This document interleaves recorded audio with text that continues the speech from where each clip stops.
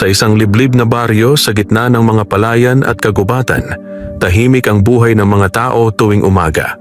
Ang kanilang kabuhayan ay nakasalalay sa lupa, magtanim, mag-ani, mag-alaga ng hayop. Sa simpleng anyo ng baryo, tila payapa ang pamumuhay, ngunit sa likod ng mga ngiti at pagtawa ay may nakatagong takot na hindi nila maikubli. Bawat gabi, lalo na kapag kabilugan ng buwan, sumasapit ang kakaibang lamig na hindi dulot ng hangin.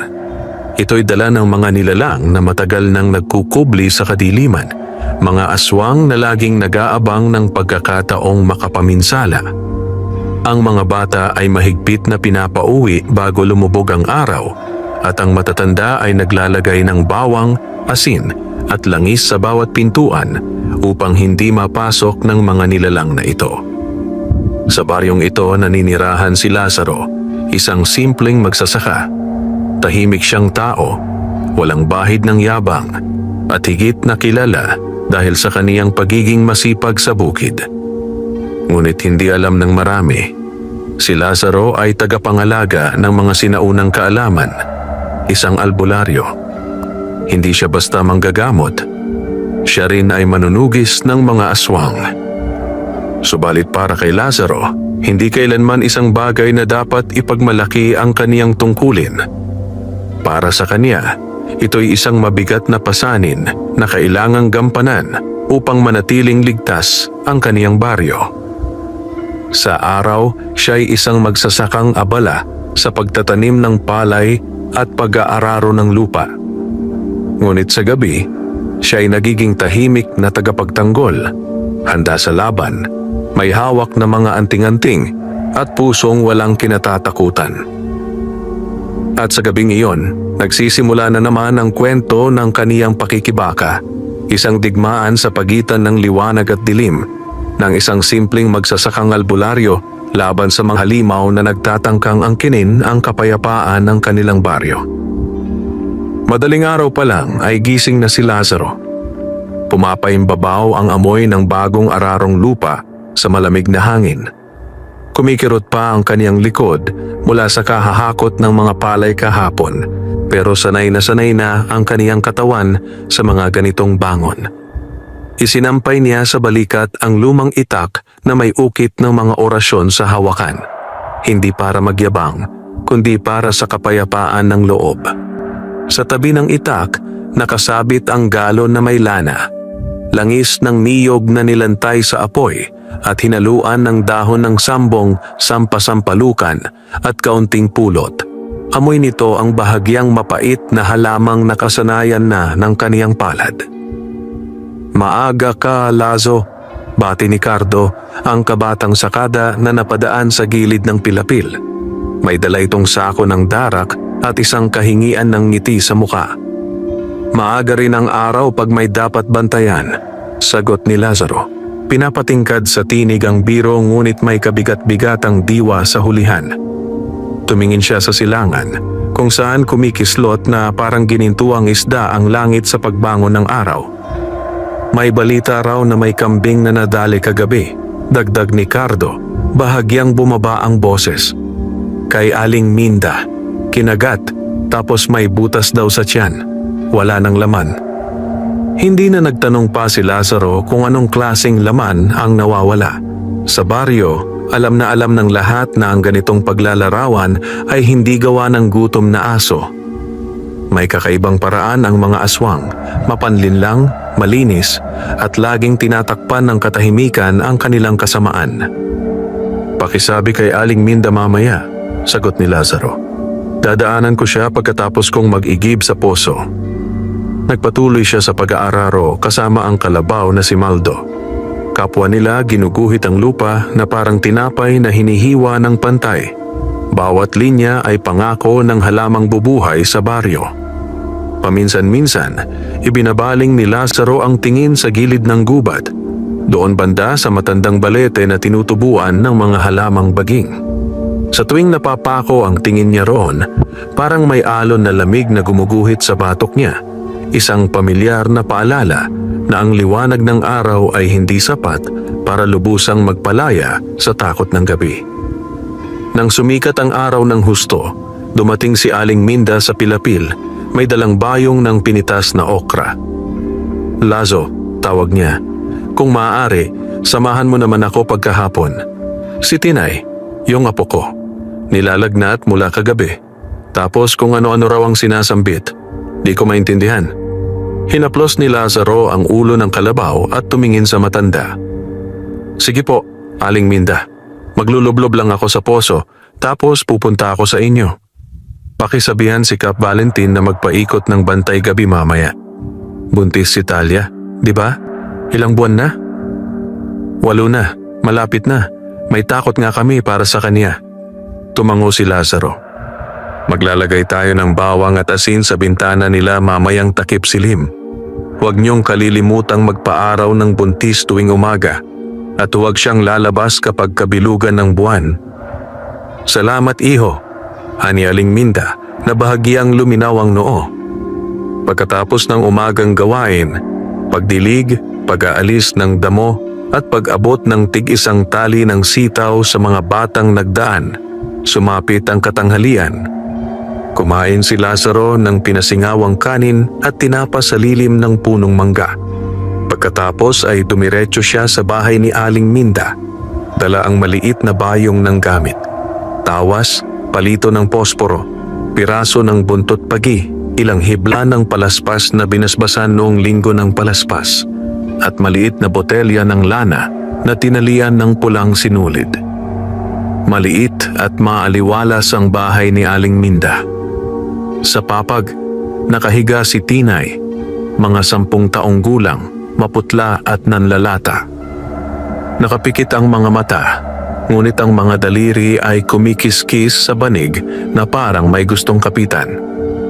Sa sulok, nakasabit ang tuyo at bawang, at sa mesa ay may basong tubig at platitong asin. Lumingon si Aling Minda at ang anak nitong si Rowena, nag-aalala ang mga tingin. "Simulan na natin," sabi ni Lazaro, mahinahon. Umupo siya sa tabi ni Tinay at dahan-dahang hinaplos ang noo. Mainit. Hindi lang dahil sa lagnat, kundi dahil sa kakaibang init na parang sinusundan ng lamig sa bandang batok. Isang tandang kilala niya. Pinaglalaroan ng hindi nakikitang kamayang bata. Mula sa bayong, kinuha niya ang tawas. Nagsindi siya ng posporo at tinunaw ang tawas sa isang maliit na kutsarang bakal, habang binibigkas sa isip ang orasyon na itinuro sa kanya ni Lolo Simeon, ang kaniyang yumaong lolo na siyang unang nagturo sa kanya ng albularyo.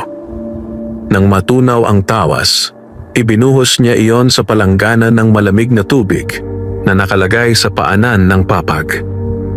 Unti-unting tumigas ang tawas sa tubig. Lumitaw ang porma na hindi pantay, parang pakpak na may mahabang dila na nakausli. Napatingin si Aling Minda, napasinghap si Rowena. "Ano yan, Lazo?" Halos pabulong na tanong ni Rowena. Kumikitid ang landas ng hininga niya. Mahinahong wika ni Lazaro, pinagmamasdan ng hugis. May nanunubok. Hindi pa dikit ang kapit, pero may tik-tik na umaaligid. Malamang may sumubok magpalapit kagabi. Dinampot niya ang buntot pagi at marahang iginuhit sa hangin sa ibabaw ng tiyan ng bata 3 ulit kasabay ng bulong. Sa araw na liwanag at sa gabi ng dilim, hindi ka para sa kanila. Sa paghinga ng lupa, ikaw ay sa lupa. Pagkatapos ay inilubog niya ang hintuturo sa lana, marahang pinahid sa sentido, sa ilalim ng tainga, sa gitna ng dibdib, at sa pusod. Sa bawat haplos, dinaragdagan niya ng mahihinang bulong na parang hampas ng alon sa sapa. Walang yabang, walang pasiklab, ngunit matatag. Bumuntong hininga si Tinay, unti-unting naging pantay ang paghinga at bumaba ang init sa kaniyang balat. Bumukas ang mata ng bata, pumintig ang pilik. "Nanay," mahina nitong sabi, May ibong malaki sa bubong kagabi. Akala ko panaginip." Nagpalitan ng tingin si Lazaro at Rowena. "Bukas mo ikwento sa akin, ha?" Malumanay na wika ni Lazaro. "Ngayon, pahinga ka muna." Bumaling siya kina Aling Minda. Maglagay ng batya ng asin sa ilalim ng papag.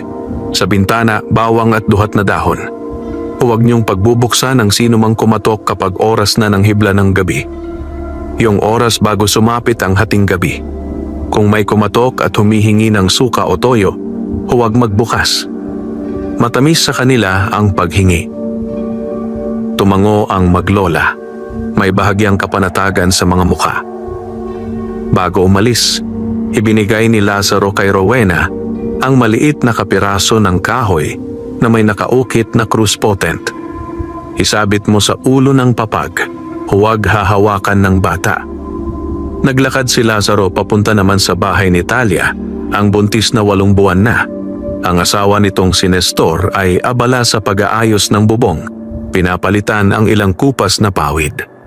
Lazo, bati ni Nestor, pawis na pawis. Salamat at napadaan ka. Narinig kong may kambing na nadali kagabi. Wika ni Lazaro, tumingin sa paligid, sa mga puno ng saging, sa bakod na kawayan, sa mga bakas ng paa sa lupa. May ilang marka na parang pahilis na yapak na hindi pangkaraniwan, mahahaba ang pagitan na parang paglukso. Sa gawing likod ng bahay ni Aling Minda, sagot ni Nestor, muling tumingin sa bubong. Kaya nga nag-aayos ako. May narinig din akong parang mahinang tik-tik kagabi. Akala ko ibon. Pag malakas ang tik-tik, ibig sabihin malayo. Paliwanag ni Lazaro. Pag mahina, ibig sabihin malapit. Mahilig silang maglokohan ng tainga. Habang nagsasalita, umikot siya sa bahay. Tinitingnan ang bawat sulok na pwedeng tambayan ng kung anong lilipad. Maglalatag ako mamayang gabi. Hanggang maaari, huwag kayong lalabas pagkatapos ng dasal ng orasyon. Si Talia, huwag patutulugin na nakatagilid na parang nakabilad ang tiyan. At maganda kayo ng itak at walis tingting sa tabi. Lumabas si Talia, hawak ang maliit na rosaryo. Lazaro, maingat na sabi niya, nararamdaman kong may nakatitig sa akin tuwing lumulubog ang araw. Parang may dumadaan sa gilid ng bintana. Anino lang. Hindi agad sumagot si Lazaro. Pinakiramdaman niya ang hangin. May kaunting amoy na mapakla na parang nasunog na asukal na hinaluan ng kawayan. Kilala niya ang amoy na ito. Hantad ng laway ng nagpapalit aninong nilalang. Umahon sa isip niya ang paalala ng kaniyang lolo. Huwag mong hahabulin ang anino kung wala ka pang ibinabalik na liwanag. Unahin mong maglagay ng liwanag sa mga bantay. Magpapala ako ng asin sa bubong bago gumabi, sabi ni Lazaro. At maglalagay tayo ng taling pula sa haligi. Kapag may kumatok ng 3 beses na magkakasunod at may pagitan ng 2 hinga, huwag bubukas. Nagpasalamat ang mag-asawa. Habang pauwi, huminto si Lazaro sa tapat ng kapilya ng baryo. Pumasok siya. Nag-alay ng maikling dasal sa ilalim ng kandilang sumisingasing. Hindi para humingi ng himala, kundi para humingi ng linaw. Sa gitna ng katahimikan, nakarinig siya ng kaskas ng paa sa labas. Nang lumingon, isang matandang babae ang dumungaw, si Katersing, ang kilalang hilot sa kabilang sitio. May hawak na tungkod at nakataling panyo sa ulo. Aba, Lazaro, ngiting tila nanlilisik ngunit magiliw ang tono. May mga bata ka raw na ginagamot.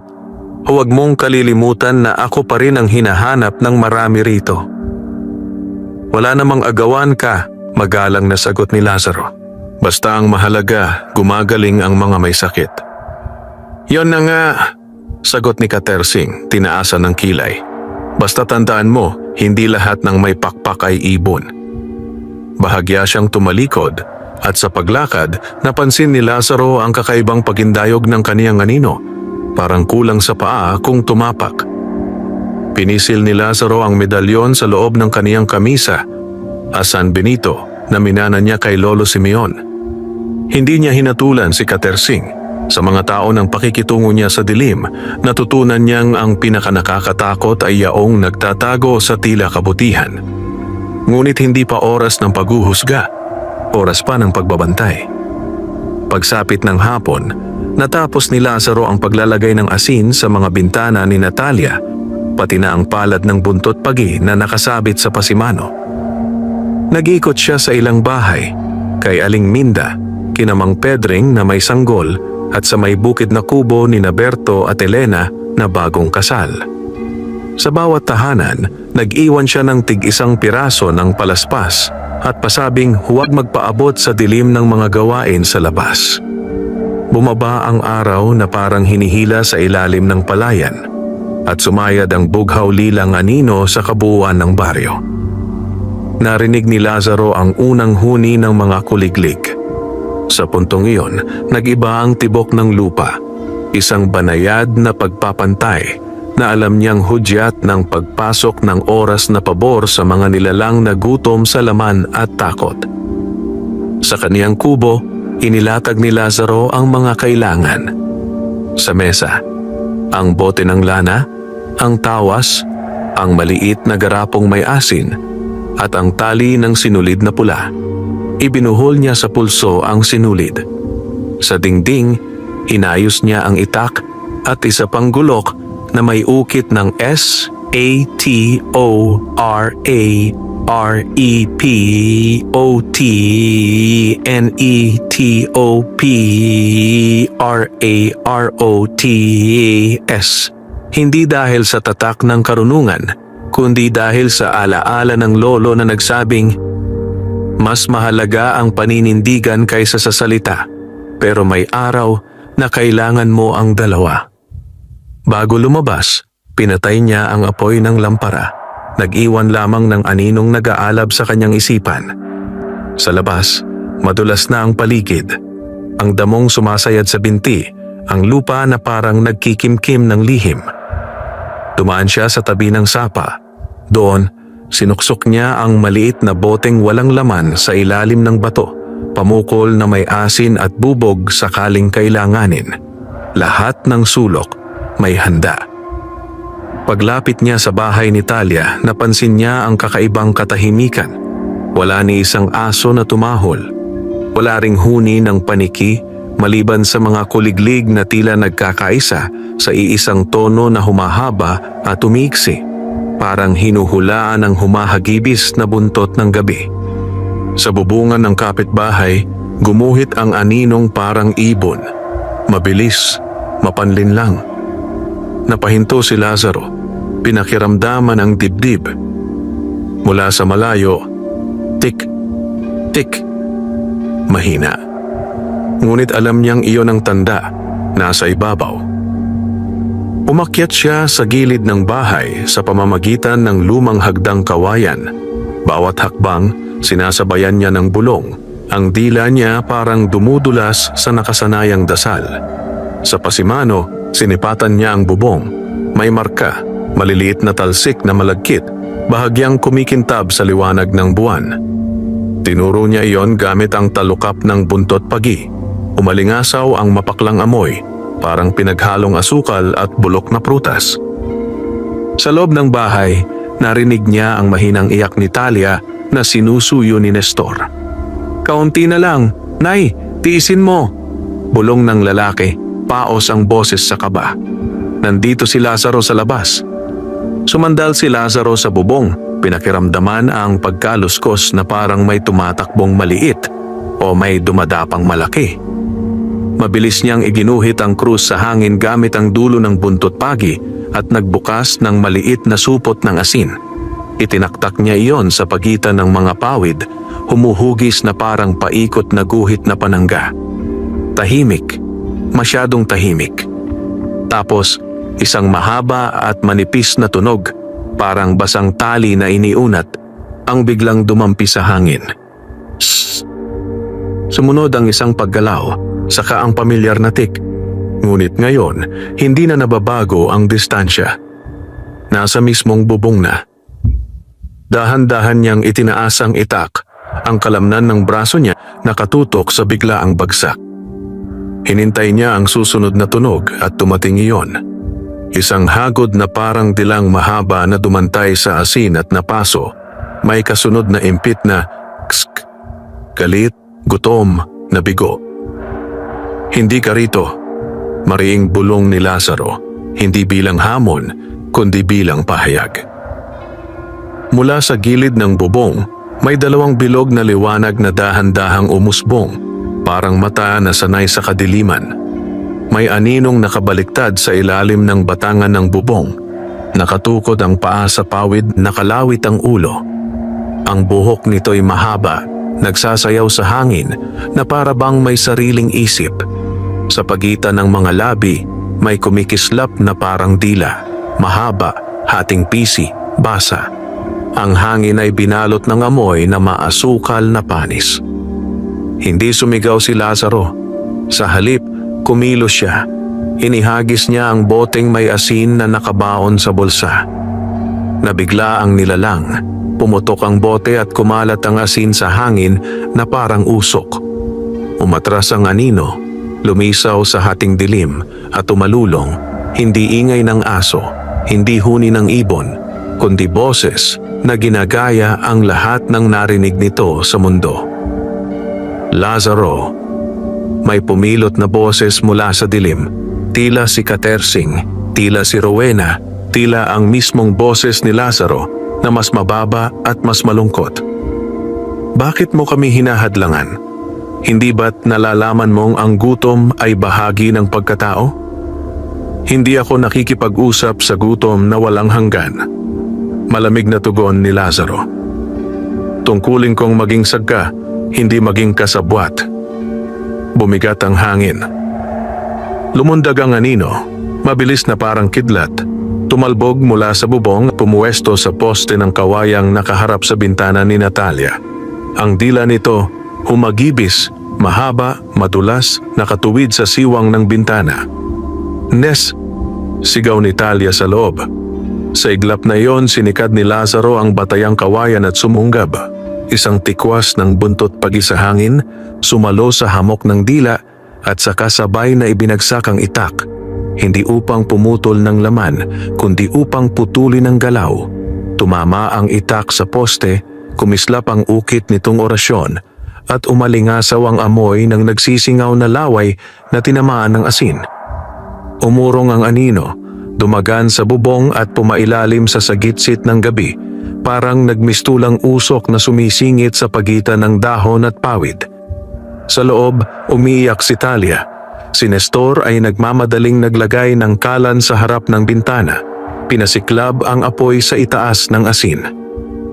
Huminga ng malalim si Lazaro, hindi inaalis ang tingin sa paligid. Sa gilid ng kaniyang paningin, may isa pang anino, maliit, marahil kasama. Sa malayo, parang may babaeng nakatayo sa lilim ng punong santol, may hawak na tungkod, tila pinagmamasdan lamang ang lahat. "Lazo!" sigaw ni Cardo mula sa ibaba, nasa bakuran, may dalang sulo. "Narinig ka namin, nandito sina Kap Valentin at dalawang bantay." "Dahan-dahan lang," sagot ni Lazaro, hindi pa rin bumababa.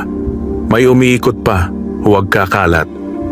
Tila sumang-ayon ang dilim sa sinabi niya sapagkat muling umihip ang hangin. Ngunit ngayon, may dalang kalamigang hindi sa gabi kundi sa husay ng isang kalabang marunong maghintay. Ang tiktik ay nawala, napalitan ng saplot ng tahimik na pananambang. Sa malayo, sa tapat ng kapilya, kumurap ang isang munting liwanag. Kandila sa altar na biglang umilaw, gayong walang tao roon mula pa kanina. Pinisil ni Lazaro ang medalyon sa dibdib. Sa isip niya, narinig niya ang tinig ni Lolo Simeon. Kapag tatlo ang boses ng gabi, ang huni, ang katahimikan at ang liwanag, lalabas ang tunay na anyo. Muling umalon ang bubong. Mula sa likod, sa gilid na di abot ng asin, may nagulaylay na kamay. Mahahaba ang daliri, matatalas ang kuko at ang balat ay kulay ng pinatuyong dahon. Kasabay nito, ang babaeng nasa lilim ng santol ay nawala, parang nilamlam ng anino ng puno.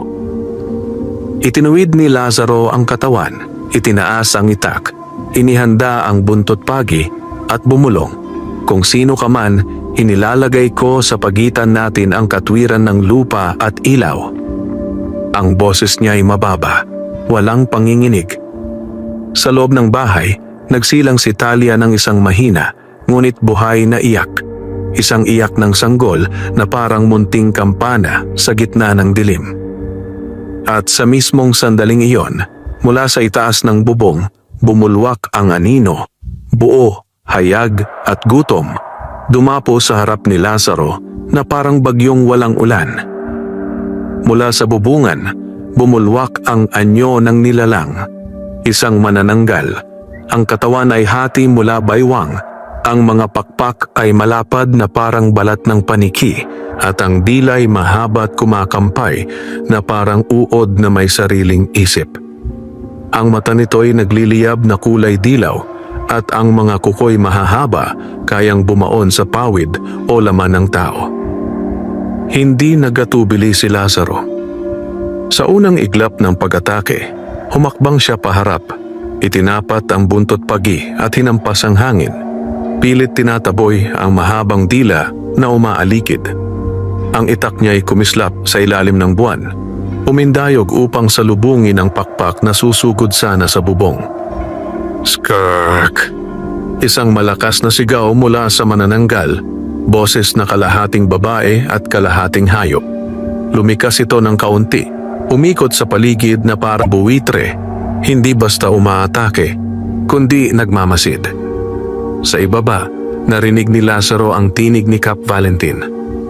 Lazaro! Anong gagawin namin? May dalang sibat at sulo ang ilang bantay. Handa ngunit nanginginig ang mga kamay. Huwag kayong lalapit! Mariin na utos ni Lazaro. Bantayan ninyo ang paligid, hindi ito nag-iisa.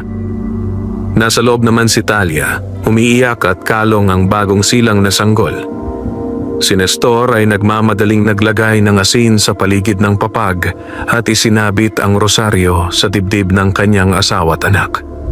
Tumutulong si Aling Minda at Rowena na nagpasyang manatili roon, bagaman nanginginig sa kaba. Habang nakatayo sa bubong, ramdam ni Lazaro ang kaba sa dibdib.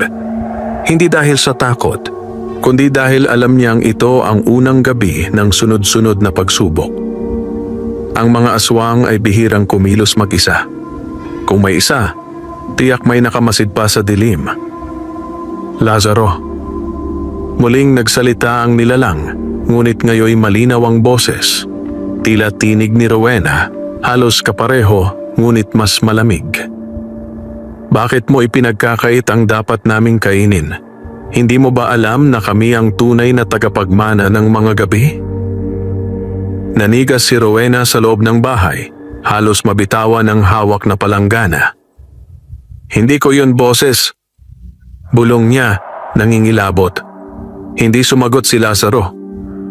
Sa halip, binuksan niya ang maliit na boteng may lana at inihulog ang ilang patak sa dulo ng kanyang itak. Kumislap iyon, umalingasaw ang amoy ng sambong at langis ng niyog. Nagtutol ang hangin. Ayaw ng nilalang sa samyo nito. Humakbang si Lazaro sa bubong, matatag na nakatingin sa manananggal. Hindi mo maaangkin ang batang iyan. Hanggat nandito ako, hindi mo mahahawakan ang sino man sa baryo. Umugong ang pakpak ng manananggal, lumusob ito ng mabilis, ang dilay humampas na parang latigo. Agad na inihampas ni Lazaro ang buntot pagi, tumama sa dila at nagliyab ng kirot. Sumigaw muli ang nilalang, umatras.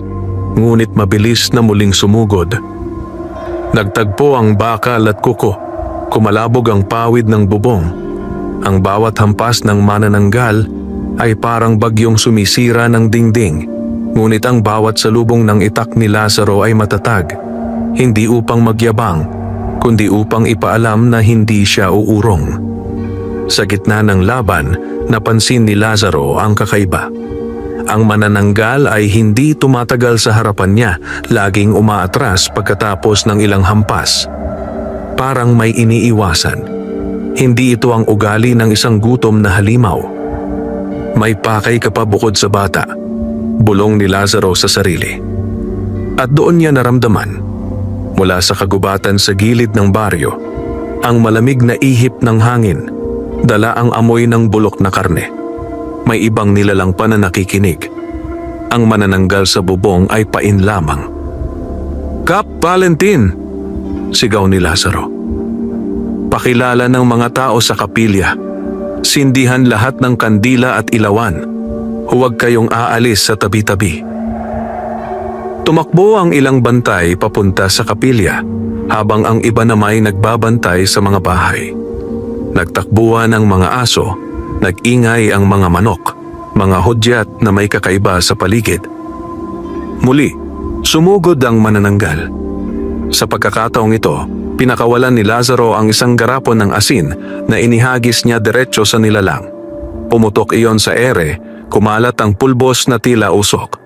Natusok ng asin ang balat na manananggal, nagliyab ito sa kirot at nagpasya itong umatras. Lumipad palayo, papunta sa gilid ng gubat. Ngunit bago tuluyang nawala, humaginit ang tinig nito sa hangin. "Hindi pa rito nagtatapos, Lazaro. Darating ang gabi na kahit ang iyong mga dasal ay hindi ka na maililigtas." At tuluyang lumusaw ang anyo nito sa dilim. Huminga ng malalim si Lazaro, ngunit hindi siya nagpakampante. Bumaba siya mula sa bubong, agad tinungo ang bahay at tiningnan si Talia at ang sanggol. Ligtas pa sila, ngunit ramdam niya ang panghihina ng bagong panganak. "Tandaan ninyo," sabi niya sa lahat ng nasa loob, "ito'y simula lamang. Ang nilalang na iyon ay hindi magbabalik ng mag-isa. May mas malaking puwersa na gumagalaw sa ating baryo." Nagkatahimikan. Tanging iyak ng sanggol at huni ng kuliglig ang maririnig. Sa labas, si Kap Valentin ay sumilip, pawis na pawis, hawak ang sibat. "Anong gagawin natin ngayon, Lazaro?" Matagal bago sumagot si Lazaro. Tumitig siya sa dilim ng kagubatan kung saan naglaho ang manananggal. Sa likod ng kanyang mga mata, naalala niya ang mga salaysay ng kanyang lolo. Mga kwento tungkol sa mga pugad ng aswang, mga supremo ng kadiliman na kayang pamunuan ang buong lahi. "Maghahanda tayo," tugon niya. "Simula bukas, hindi na lang ako ang manunugis. Kailangan ng buong baryo na magkaisa dahil ang dilim na kumakalat ay mas malaki kaysa sa ating inaakala." Sa malayo, sa gilid ng balete, may pares ng mata na kumikislap, nakamasid. Hindi mata ng hayop, hindi rin mata ng tao.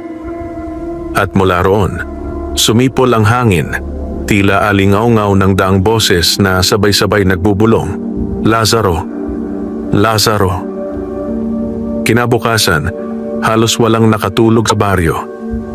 Ang mga aso ay walang tigil sa pagtahol magdamag, at ang mga manok ay tila nagkakandara pa sa pagtilaok kahit hindi pa sumisikat ang araw. Ang mga matatanda ay nagdadasal sa kani-kanilang orasyon, at ang mga kabataan ay pinagbawalang lumabas ng bahay. Ang balita tungkol sa pag-atake ng manananggal sa bahay ni Natalia ay mabilis na kumalat, parang apoy sa tuyong damo.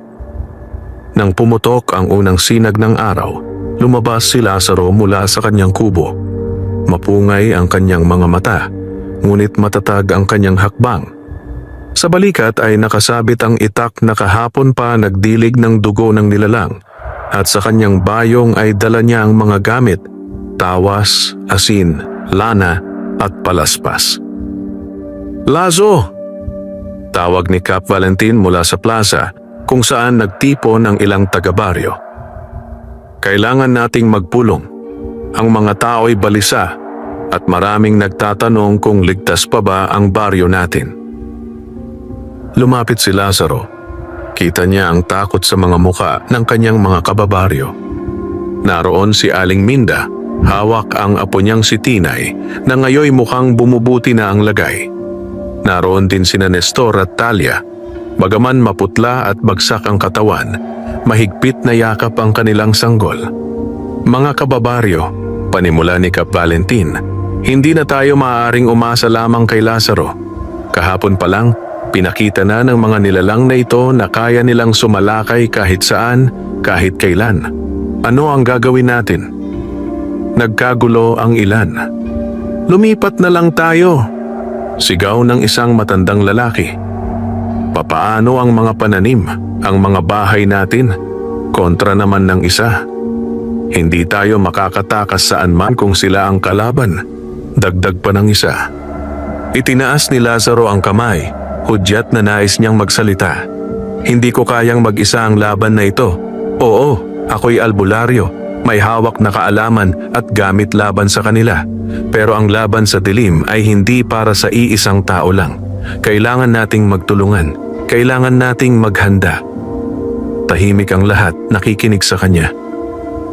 Una, dagdag niya, lahat ng bahay ay dapat may asin, bawang at palaspas sa bintana at pintuan. Pangalawa, huwag kayong maglalakad ng mag-isa pagpatak ng dilim. Pangatlo, kailangan nating magbantay, hindi lang sa mga bubong, kundi pati sa kagubatan. Pero Lazo, tanong ni Rowena, nanginginig ang tinig.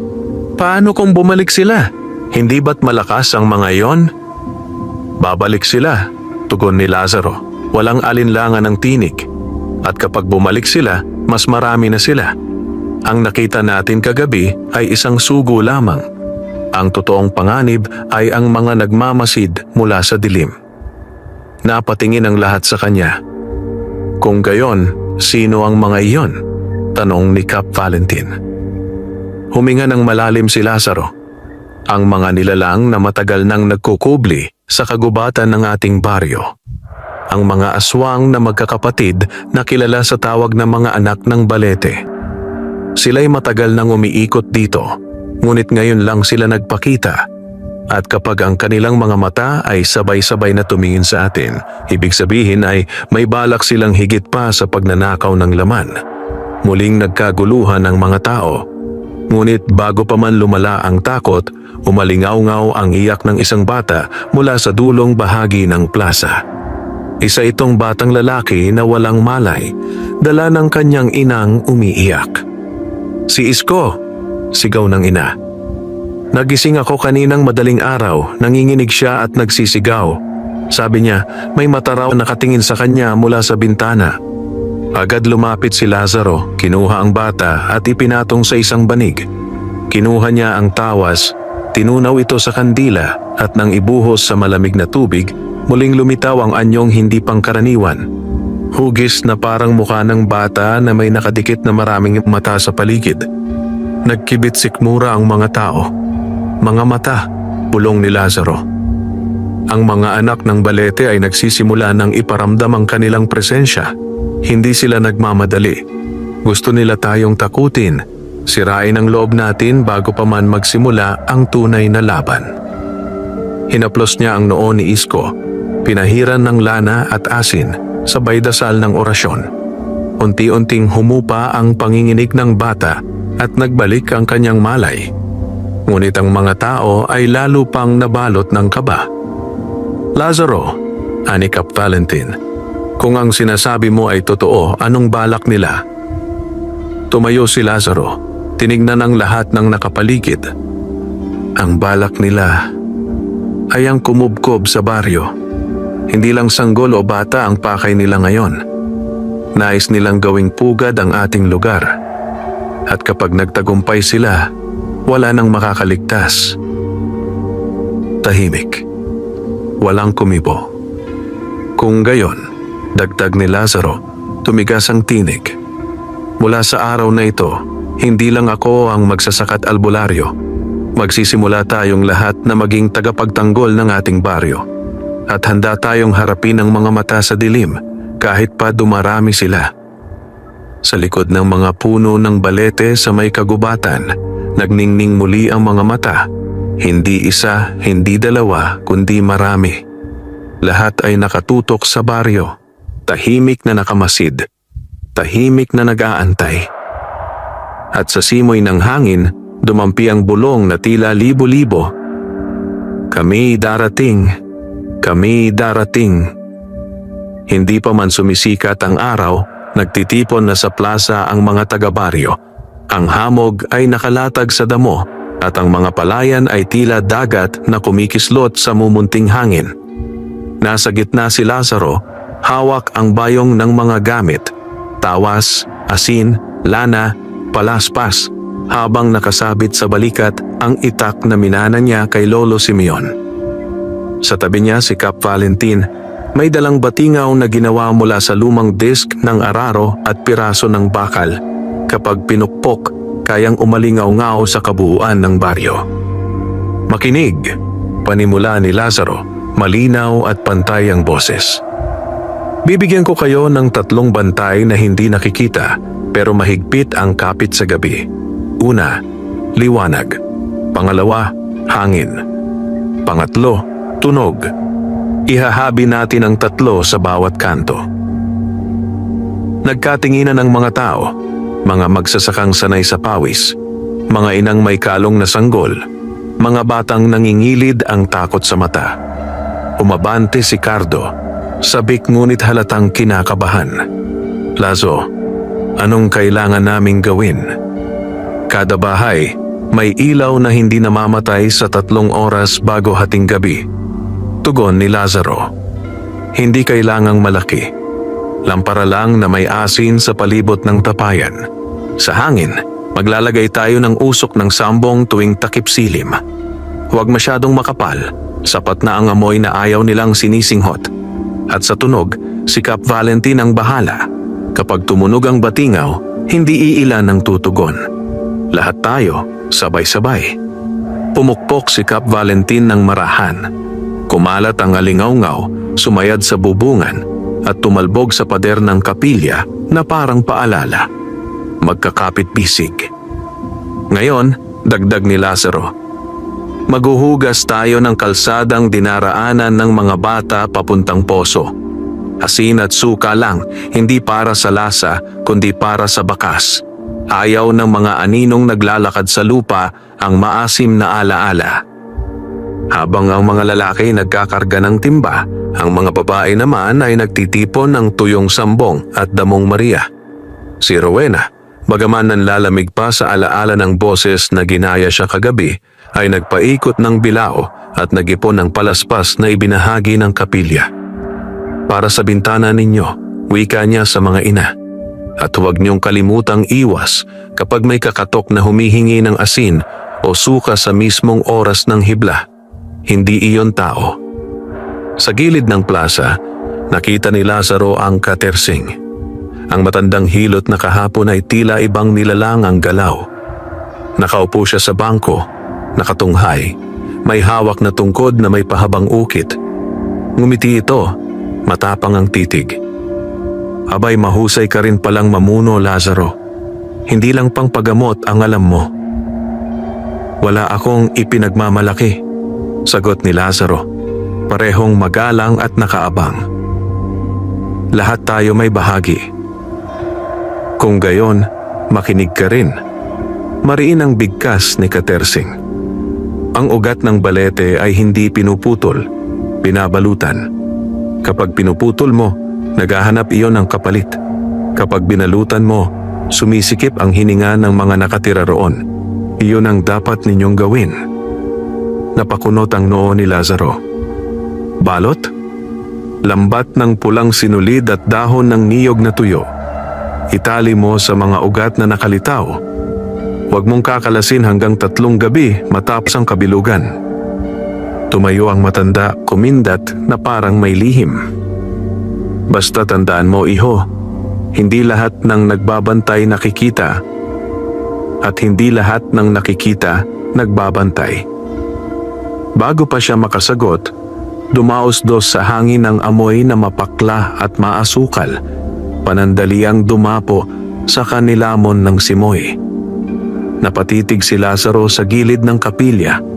Walang tao, ngunit may dambuhalang anino ng balete na parang sumasayaw ang mga ugat. Bago magtanghali, nag-ikot sila. Si Cardo, sina Berto at Elena, ang bagong kasal, at 3 binatang bantay ay kasama ni Lazaro sa pilapil. Doon nila nakita ang kambing na nawalan ng laman kagabi, ngayoy inabandona sa gilid ng sapa. Hindi basta sira. Maingat ang hiwa, walang talsik, parang pinasipsip. At sa lupa, may bilog na iginiit gamit ang kahoy. puno ng mga maliliit na marka na hugis mata. "Pangamba," sabi ni Lazaro. Nakaluhod, hawak ang buntot pagi. Hindi ito trap para sa hayop. Panunukso ito para sa tao, para kumalat ang takot. "Gagawin kong uling to," ani Cardo, umiirap sa takot. "Susunugin ko hanggang mabaon sa lupa." "Huwag," saway ni Lazaro, marahan. "Ibinaon mo sa asin, hindi sa apoy. Kung susunugin mo, umaakyat ang amoy sa hangin at nakikita nila kung nasaan ka." Ipinagutos niya ang tabunan ng asin ang bilog na marka at sabuyan ng suka ang paligid. Pinaguhit niya ng 3 krus ang dulo ng pilapil, gamit ang tali ng pulang sinulid at tuyot pinatulis na palaspas. "Hindi ito perpekto," paliwanag niya. "Pero ang hugis ay paalala rin.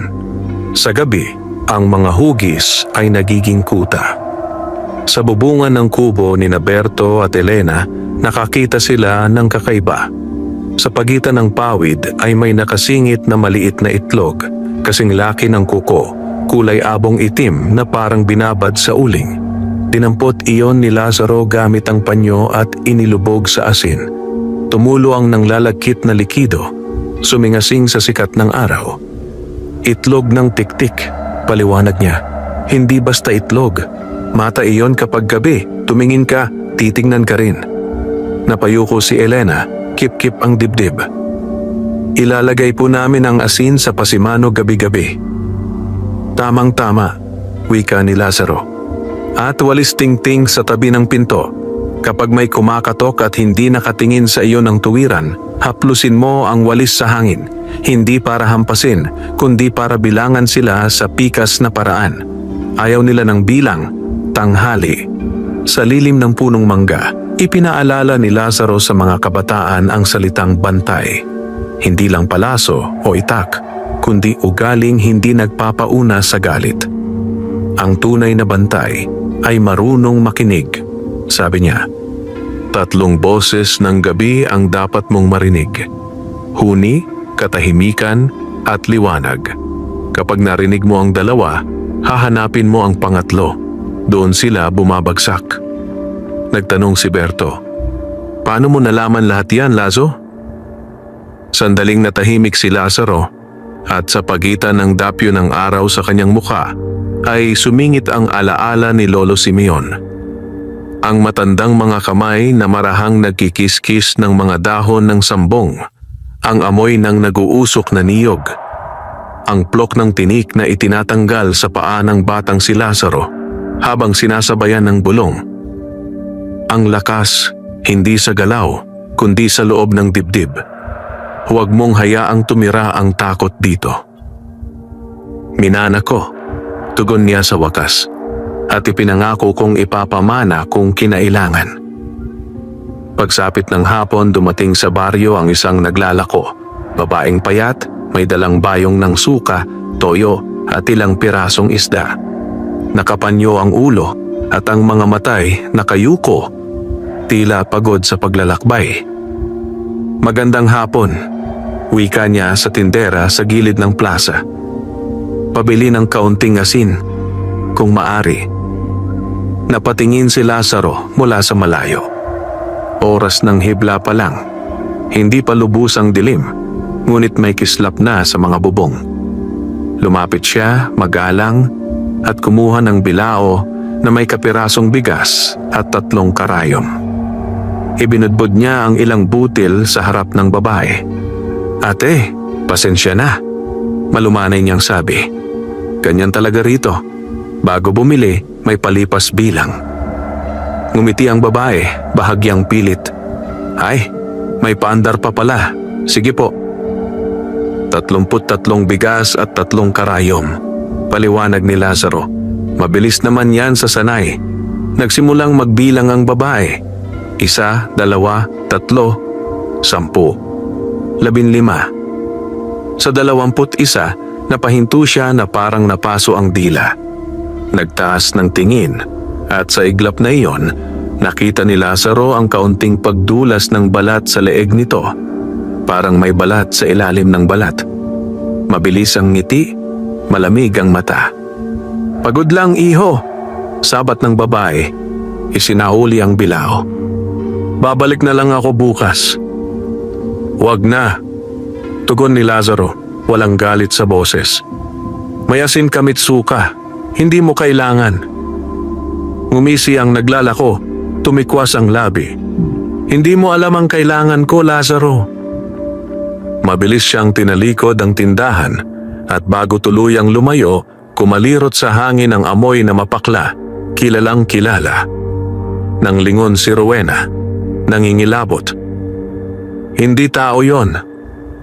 "Sugo," maikli at malamig na sabi ni Lazaro, at nagbibilang siya kung gaano tayo katatag. Gabi. Pinailawan ng mga lampara. Ang batingaw ni Cap Valentin ay binigyan ng 3 sulyap, 3 magaan na pukpok tuwing sasapit ang tigkapat na oras bago hating gabi. Sa bawat haligi ng plaza, nakatali ang pulang sinulid na nag-uugnay sa mga bahay, parang lambat na di nakikita ng mata. Sa pasimano ng kapilya, usok ng sambong ang dumadampi, pinapagalaw ang mga gunita. Sa bahay ni Talia, mahimbing na sa wakas ang sanggol. Si Nestor ay nakatulog na rin sa pagod, pero hindi pinipikit ni Talia ang mga mata ng tuluyan. Kinikindatan niya ang liwanag sa lampara, idinada ang daan ng dibdib sa dasal, hindi paligsahan ng himala, kundi pagkapit sa tahimik na lakas. Sa kubo ni Lazaro, inayos niya ang lantad, 3 garapong asin, 1 tali ng pulang sinulid, at 1 bote na walang laman. Kapag tumawag ang gabi, dapat may maibalik na tugon. Bulong niya, isinuksok ang bote sa bulsa. At tumawag nga ang gabi. Hindi huni, kundi katahimikan. Isang paghupa ng kuliglig, paghinto ng aso, paghinga ng lupa na tila napigilan. Saka pumutok ang isang tunog mula sa kapilya, hindi ang batingaw, kundi ang kandila na biglang nagsindi mag-isa. Kumurap ang liwanag, umiikot ang anino sa loob, at sa pader ng altar, sa mismong likod ng krus, may sulat na unti-unting naglitaw na parang inuukit ng daliring basa sa hangin. Umalingaw-ngaw ang batingaw, malakas, buo, 3 beses. Naglabasan ng mga tao, bitbit, sulo, itak at walis. "Sa kapilya," sigaw ni Cap Valentin. "Sa kapilya." Nauna si Lazaro. Pagpasok, bumungad ang sahig na may pulang mantsa, hindi sariwa, hindi rin luma. At sa ilalim ng mesa ng altar ay may nakasiksik na bungkos ng ugat na parang kamay na inayos upang kumapit. Walang lalaki o hayop ang nakagawa nito. Sabi niya, mababa ang tinig. Ugat ng balete, inilalawit. "Sunugin!" Sigaw ng isang binata, pasugod. Walang apoy sa loob, utos ni Lazaro. "Ilabas natin." Sabay-sabay nilang hinila ang bungkos gamit ang mga pamalo at itak. Inilabas sa bakuran ng kapilya at saka sabay-sabay na sinabuyan ng asin. Hindi pa man nadadapuan ng apoy, ang mga ugat ay kumulot at kumibot, parang may buhay na labag sa sariling laman. Doon lamang pinayagan ni Lazaro ang apoy, maliit, kontrolado, hanggang sa maging uling ang lahat. Ang bibig na binabanggit, sabi niya, habang nakikiramdam sa hangin, nasa pusod ng balete sa may kagubatan. Kung hindi natin babalutin ang ugat ngayong gabi, magbubuntis ng dilim ang lupa sa loob ng 3 araw. Nagkatinginan ng mga bantay. "Sasama kami," sabi ni Cardo, si Berto at 2 binata. Maging si Rowena ay umabante, dala ang bilao ng palaspas at pulang sinulid. Tumango si Cap Valentin. "Mag-iiwan ako ng kalahati dito, kung sakali." "Walang kung sakali," putol ni Lazaro, ngunit may salutong ngiti. "Babalik tayo." Tinahak nila ang daan papasok sa balete. Ang buwan ay nakasilip sa pagitan ng dahon, at ang lupa ay basa na parang katatapos lang umiyak ng langit. Habang lumalalim, Dumarami ang ugat na nakalitaw, parang daliring nag-aanyayang mahulog. Ibinuhol ni Rowena ang pulang sinulid sa unang ugat. Dinala iyon sa kasunod at naghilera sila parang lambat na inilalambitin sa himpapawid. Katersing, tawag ni Lazaro nang may makita silang aninong nakaupo sa paanan ng puno. Napatigil ang lahat, iwinagayway ang sulo. Ang matanday naroon nga, nakapikit, kumakanta ng himig na pangpapatulog sa sanggol. Ayun at dumating ka, Lazaro. Wika niya, hindi tumitingin. Huwag kang magalala, hindi ako kalaban sa gabing ito. Ngayon lang? Tanong ni Lazaro, hindi tinatanggal ang kamay sa medalyon. Kapag ang bukas ay sa inyo, ang gabi ay sa amin, sagot ni Katersing. Pero kung ang gabi tatagal ng higit sa dapat, pare-pareho tayong malulunod. Itinaas niya ang tungkod at itinuro ang pinakaloob ng puno, kung saan ang mga ugat ay nagkasalubong at naging bilog na parang bunganga. Mula roon tumagos ang iyakan, hindi iyak ng sanggol na tao, kundi iyak ng isang bagay na gusto lamang gayahin ng sanggol. Hikbi, hinga, huni, sunod-sunod, paulit-ulit, parang nag-aaral. Ang anak ng balete, bulong ni Rowena, nanginginig ang mga labi. Narito na sila. Hindi pa buo, wika ni Katersing. Kaya natin yung balutan, ngayon. Pumuwesto sila sa paligid. Si Cardo at Berto ang nagdala ng sinulid at dahon ng niyog, si Rowena ang nagtali, si Cap Valentin ang nagtaboy ng usok ng sambong, at si Lazaro ang naglatag ng 3 krus sa lupa gamit ang asin. Sa pagitan ng huni at hikbi, bumigat ang hangin, at ang buntot pagi sa kamay ni Lazaro ay parang biglang uminit, waring may hinahabol na hininga. Simulan! Sigaw ni Lazaro. Isinabit nila ang sinulid sa mga ugat, paikot, 3 ulit, habang si Katersing ay patuloy sa awit na walang salita, tanging himig na kumikiliti sa loob ng ulo, parang nag-aalis ng tinik sa lalamunan. Kapag kumikislot ang ugat, sabay-sabay nilang pinipigilan gamit ang dahon ng niyog, at kapag bumibigat ang lupa, sabay-sabay nilang sinasabuyan ng asin ang paanan ng puno. Nang umabot sa 2 ikot, sa kanila narinig ang 3 boses. Hindi na huni, hindi na katahimikan, kundi liwanag mismo. Ang pagkaluskos ng dahon na parang piraso ng araw na inilalagay sa loob ng dilim. Saglit na lumiwanag ang medalyon ni Lazaro, at ang itak niyang may ukit ay kumikinang na para bang bagong-bago. Nag-iba ang iyak sa bunganga ng ugat. Mula sa peke, naging galit. Sumunod ang salita, nagbubuhol-buhol, boses na parang hidya ng 3,000 bibig. Lazaro, ibalik mo ang aming gutom. Hinding-hindi, sagot niya, mahinahon. Bukas ang bibig ng balete, at ikaw ang unang lulubog. Hindi ako nalulubog kung nakatayo sa lupa. Tinampian niya ng asin ang dulo ng itak, at ang lupa ay nasa amin. Umuga ang puno. Pumulandit ang itim na katas mula sa bunganga. Tumama sa sinulid at kumulo na parang nasusunog. Walang urong! Sigaw ni Cap Valentin. Pinukpok ang batingaw na dala upang pailan lang paakyat sa bubong ng gubat. Tumugon ang baryo sa malayo. Mga sulo na sabay-sabay na sumiklab, mga sandaling tanda ng pagkakaisa. Ngunit sa gitna ng pag-ikot, may boses na sumingit, pamilyar, mahinahon, mapanukso. Lazaro. Napalingon ang lahat. Sa kabila ng ugat, sa lilim, lumitaw ang anyo ng babae. Malinis ang anyo, mabagal ang lakad, at ang mga mata ay tila matamlay sa pagod. Si Talia, hawak ang sanggol. Hindi yan si Talia, bumulong si Katersing. Mahigpit ang kapit sa tungkod. Huwag kang lalapit. Lazo, ulit ng boses. Ngayoy malapit na, at ang sanggol sa bisig ay walang anino. Ako ito, Pagod na ako. Ibibigay ko na lang. Huwag mo na akong pahirapan. Humigpit ang hawak ni Lazaro sa itak. Inalala niya ang leksyong naiwan ni Lolo Simeon. Kapag ang dilim ay humiram ng muka, pakinggan mo ang loob, hindi ang mata. Pinikit niya ang sandali ang kanyang mga mata, hinanap ang tatlong boses, at doon niya narinig ang katahimikang may ingay, ang punit sa pagitan ng huni at liwanag. Hindi tugma.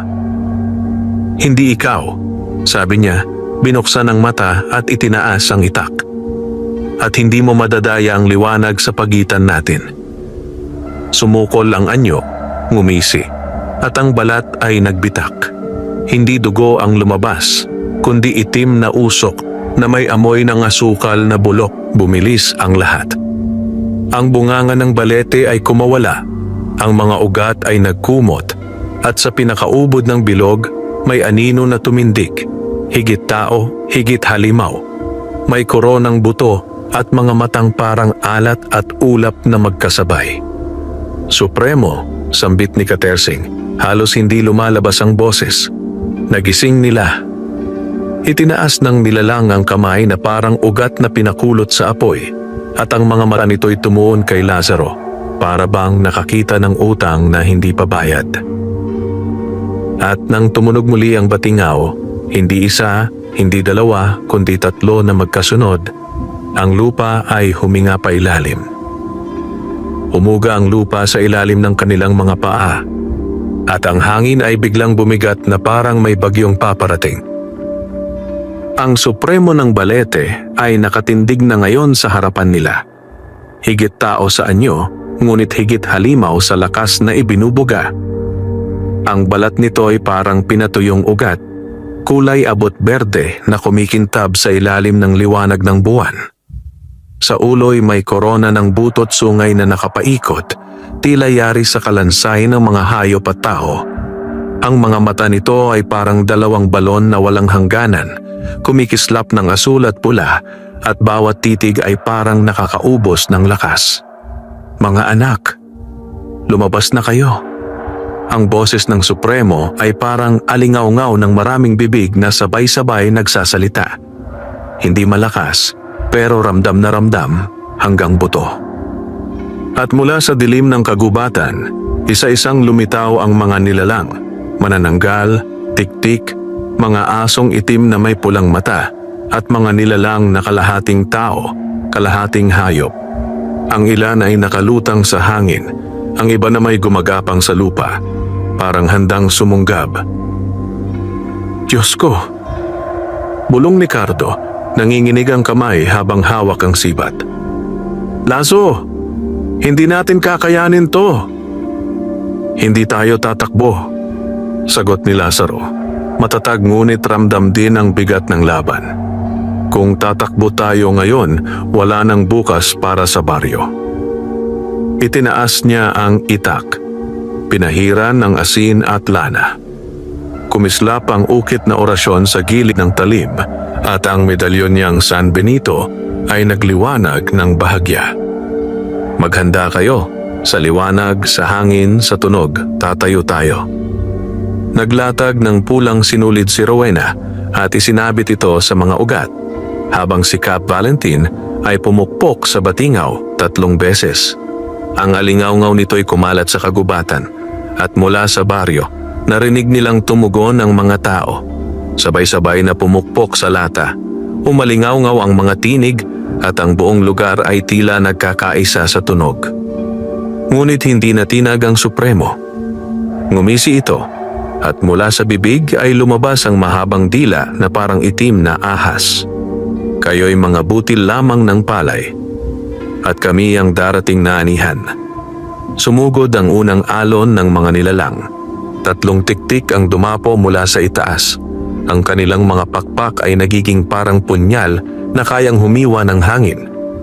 Ngunit mabilis na sinalubong ni Lazaro, tinaga ang isa sa pakpak, sabay hampas ng buntot pagi sa dila ng pangalawa. Ang ikatlo ay tumama kay Cardo, ngunit nagawa nitong itarak ang sibat na may dulo ng kawayan at asin. Sumirit ang itim na dugo at bumagsak ang nilalang sa lupa, kumikislot. Hindi sila walang laban, Sigaw ni Cardo, nanginginig pa rin pero may bahid ng tapang. Si Rowena, sa kabila ng takot ay humakbang pasulong, hawak ang bilao ng palaspas. Sinabuyan niya ng asin ang lupa at inihampas ang palaspas sa hangin, naglatag ng liwanag na nagbigay saglit na depensa.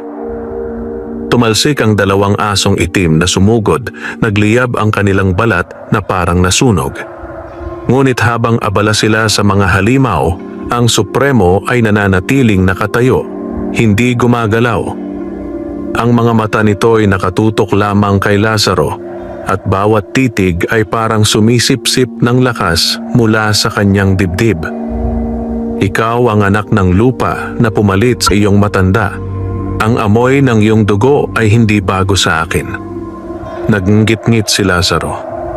Kung kilala mo ang lolo ko, kilala mo rin kung paano kanya pinigil noon. At ako, hindi titigil ngayon.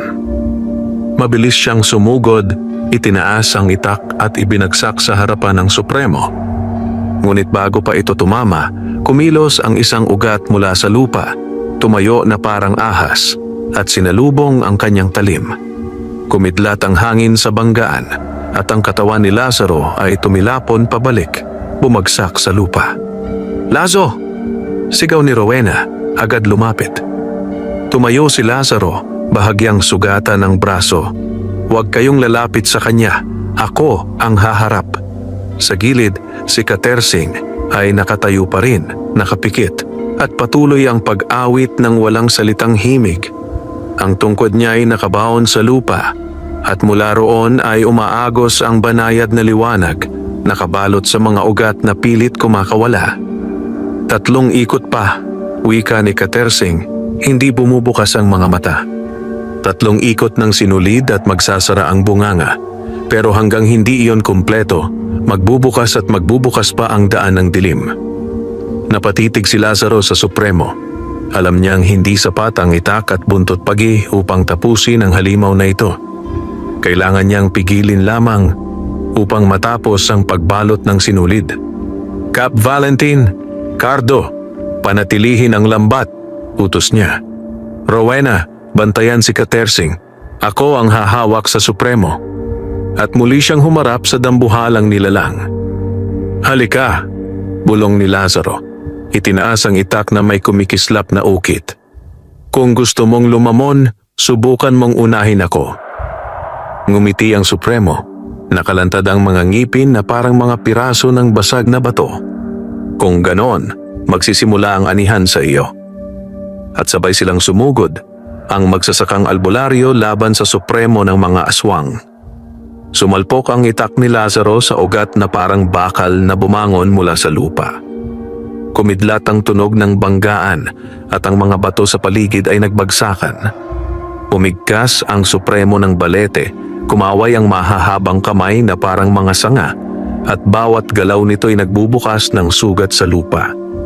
Ang hangin ay umalulong ng malamig na sigaw, parang tinig ng libo-libong bata na umiiyak sabay-sabay. "Lazaro!" sigaw ni Cap Valentin habang pumupukpok sa batingaw. "Hindi kami titigil hanggang matapos ang balot." "Tapusin ninyo!"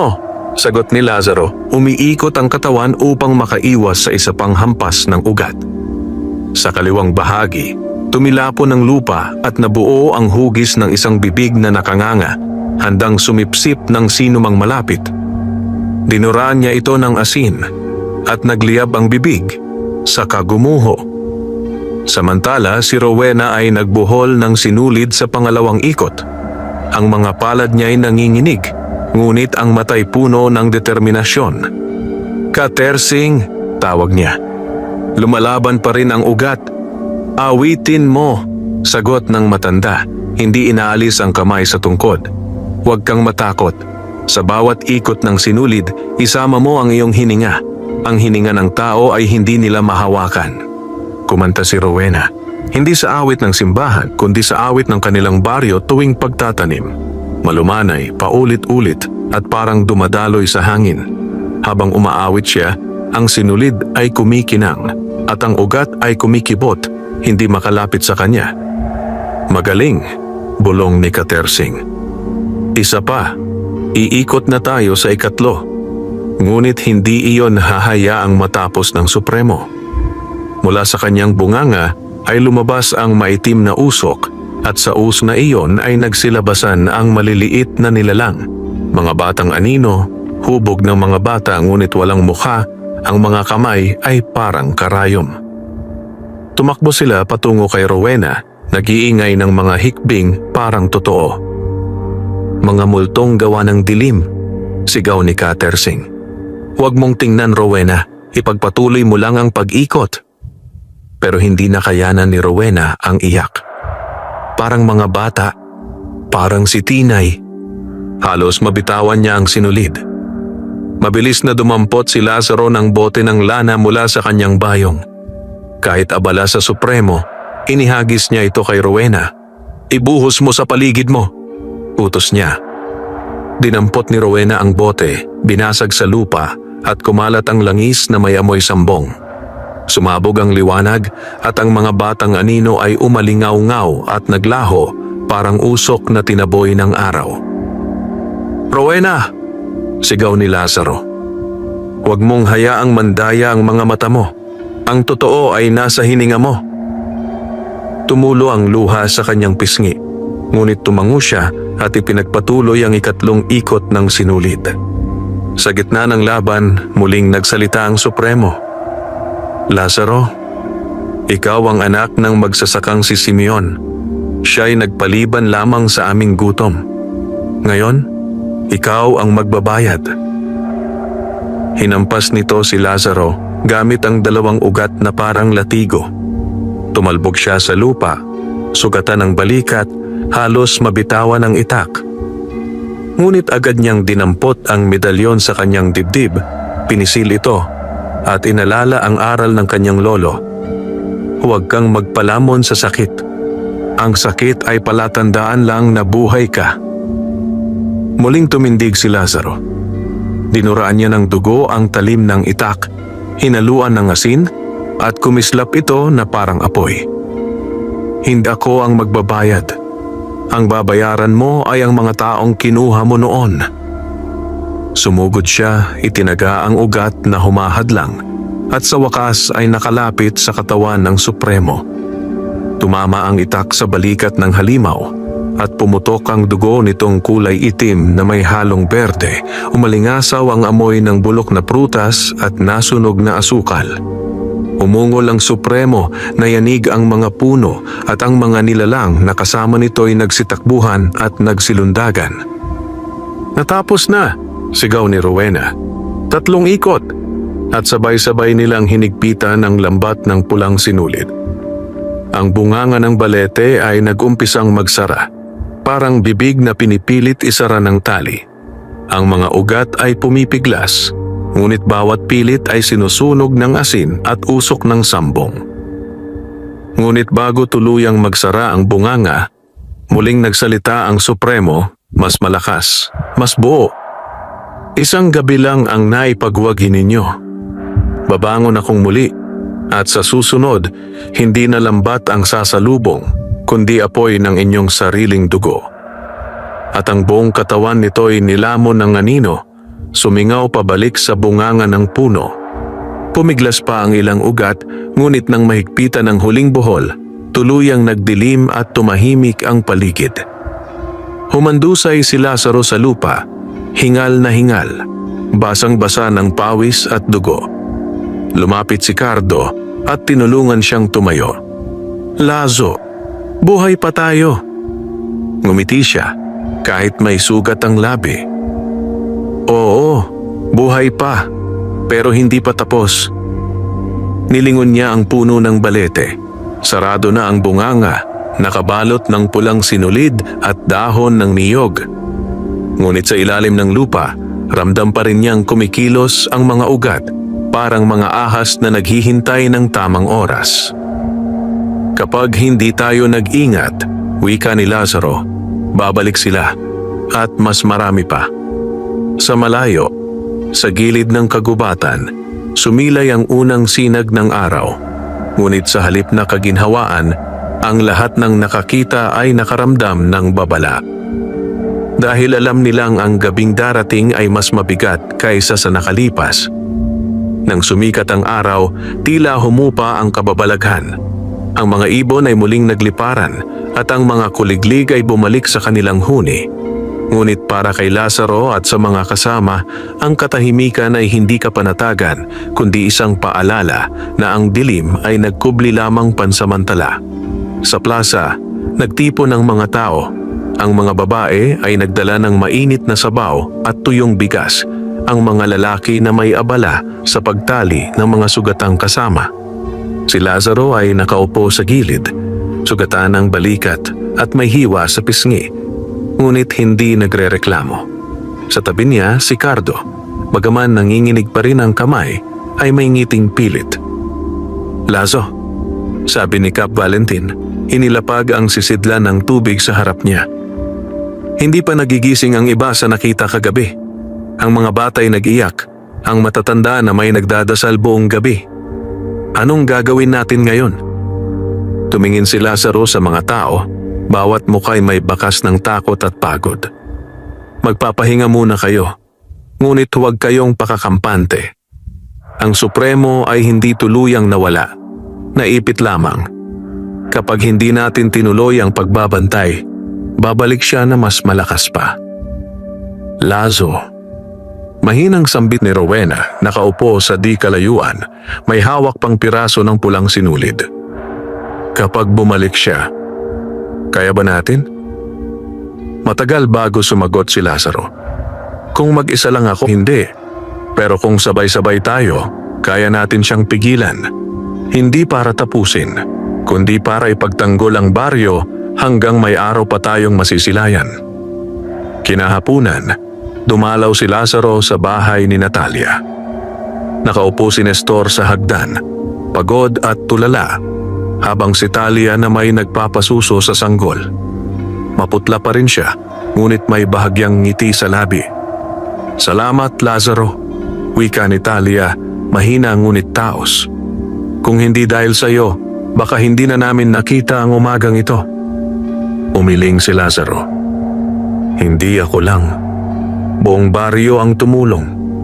Ang batingaw, ang lambat, ang dasal. Lahat iyon ang nagtulak sa dilim paalis. Ngunit ikaw ang tumayo sa harap ng Supremo." Sabat ni Nestor, nanginginig ang tinig. "Kung hindi mo ginawa iyon, baka lahat kami nilamon na." Hindi na sumagot si Lazaro. Tumitig lamang siya sa sanggol na mahimbing na natutulog. Ngunit sa likod ng isip niya, naroon ang tinig ng Supremo. "Ikaw ang anihan, Lazaro."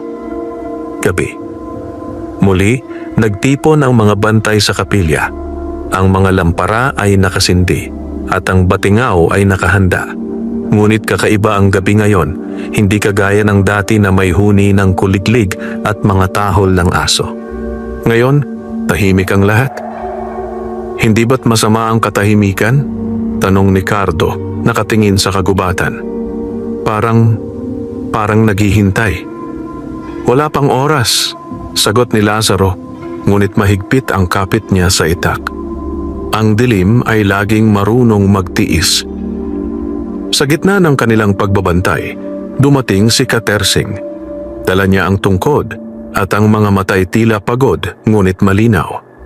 "Nabuo na ang lambat sa balete, Lazaro, ngunit may kapalit." "Anong ibig mong sabihin?" tanong ni Lazaro. "Ang lambat ay hindi basta lubid. Ito'y sumpa. Ang sinumang humawak at nagbuhol ng ikatlong ikot," tinuro niya si Rowena na nakatayo sa gilid, "ay may bahid na ng dilim sa kanyang dugo." Nagulat ang lahat. Napatras si Rowena, hawak ang sarili niyang kamay. "Anong ibig sabihin, Katersing?" "Sa loob ng 3 gabi," sagot ng matanda, "maaari kang maging daan ng Supremo kung hindi ka babantayan. Ang sinulid ay humawak sa iyo at maaaring gamitin ang iyong hininga bilang susi." "Hindi!" sigaw ni Lazaro, mabilis na lumapit kay Rowena. "Hindi siya magiging sisidlan ng Supremo. Hanggat ako ang bantay, hindi ko hahayaang mangyari iyon." Ngumiti si Katersing, mapait at mapanukso. Malakas ang loob mo, Lazaro. Pero tandaan mo, hindi lahat ng laban ay itak at asin. May laban din na dugo at sumpa. At kung darating ang oras na hindi mo siya mailigtas, handa ka bang ikaw mismo ang tumapos sa kanya? Nanlamig si Lazaro sa narinig. Hindi siya agad nakasagot. Ngunit sa kanyang dibdib, dumadagundong ang isang pangakong hindi niya kayang talikuran. Hanggat may hininga ako, walang sino mang inosente ang ilalaglag ko sa dilim. Nang gabing iyon, hindi mapakali si Lazaro. Sa kanyang kubo, inilabas niya ang itak at ang medalyon, pinatong sa mesa. Umupo siya sa harap nito, nakatitig at nagdasal ng tahimik. Ngunit sa gitna ng kanyang pagninilay, narinig niya ang isang mahinang tinig. Hindi mula sa labas, kundi mula sa loob ng kanyang ulo. Lazaro, bantay ka nga ba? O ikaw ang susunod na bibig? Napapikit siya, pinisil ang medalyon. Ngunit ang tinig ay nanatili, dumadaloy sa kanyang dugo. At doon niya naunawaan, ang laban ay hindi lang sa labas. Unti-unti nang pumapasok ang supremo sa kanilang mga isip. Mabigat ang simoy ng hangin kinabukasan. Ang mga palayan ay tila nanginginig at ang mga kalabaw ay ayaw lumapit sa gilid ng kagubatan. Para bang kahit ang mga hayop ay alam na may banta na hindi nakikita. Naglakad si Lazaro papunta sa poso upang umigib. Bitbit niya ang balde at ang itak na hindi niya na muling iniiwan kahit sa pinakamaliit na gawain. Habang binababa niya ang timba, napansin niyang walang bata o dalagang nag-iigib tulad ng dati. Lahat ay natatakot lumabas. Ang baryo na dati puno ng tawanan at ingay, ngayon ay mistulang sementeryo sa araw. "Lazo," tawag ni Cap Valentin. Lumapit bitbit ang sibat. "Kailangan nating magpulong ulit. May 3 bahay kagabi na may narinig na kumakatok. Hindi nagbukas ang mga tao, salamat sa iyong paalala. Pero isa sa mga pamilya, nakakita raw ng aninong naglalakad sa bakuran." "Anino?" tanong ni Lazaro. Sinilip ang lalim ng poso. "May nakita ba silang muka?" "Wala," sagot ng kapitan.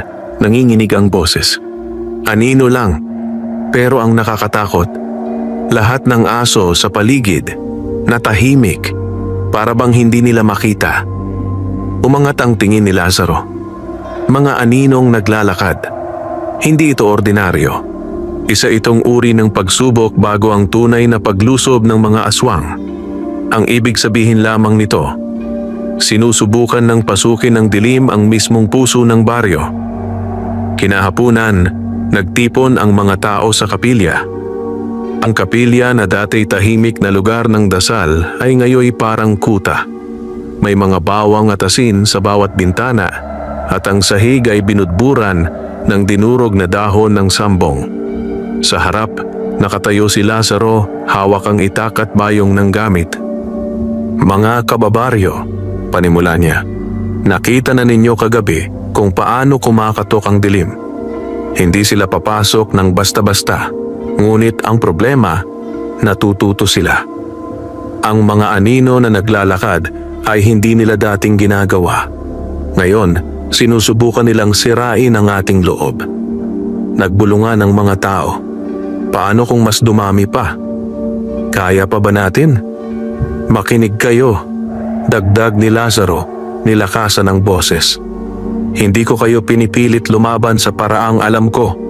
Pero tandaan ninyo, hindi lang ako ang bantay. Ang batingaw na iyan," itinuro niya si Cap Valentin, "ay tinig ng buong baryo. Ang bawat palaspas na nakasabit sa inyong pintuan ay hindi lang dahon. Iyan ay sagisag ng ating pagtutulungan. Ang bawat asin na nakakalat sa paligid ay hindi lang pampalasa, kundi pader na sabay-sabay nating itinayo." Tumayo si Rowena, may hawak na maliit na bayong ng sinulid. "Kung ako man ay may bahid ng sumpa mula sa lambat, hindi ako magpapadala. Ako mismo ang magbabantay sa mga kabataan. Kung darating man sila, hindi nila ako gagamitin laban sa atin." Ngumiti si Lazaro kahit may bahagyang pangamba. Iyan ang diwa. Hindi sila makakalapit kung hindi tayo magpapakain sa takot.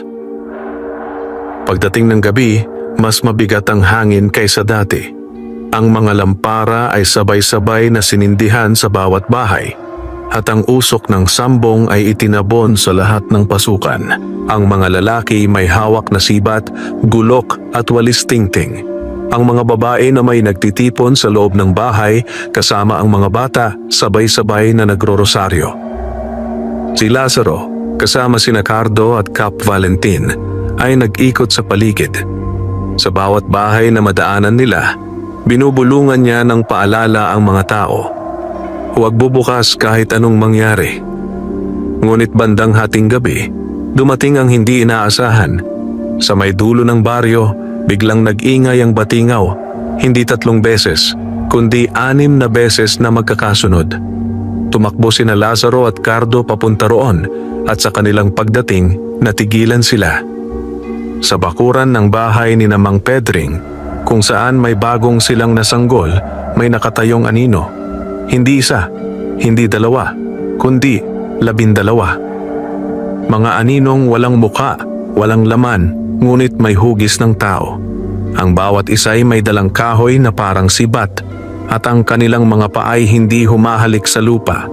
Para silang mga sundalong nilikha mula sa mismong kadiliman. Lazo, bulong ni Cardo, nanginginig na halos mabitawan ng sibat. Paano natin lalabanan yan? Hindi sila laman. Anino sila?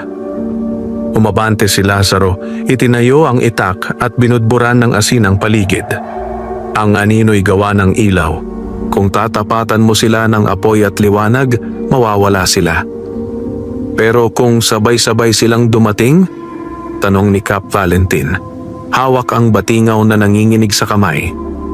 Kung sabay-sabay sila, sagot ni Lazaro, sabay-sabay din tayong tatayo.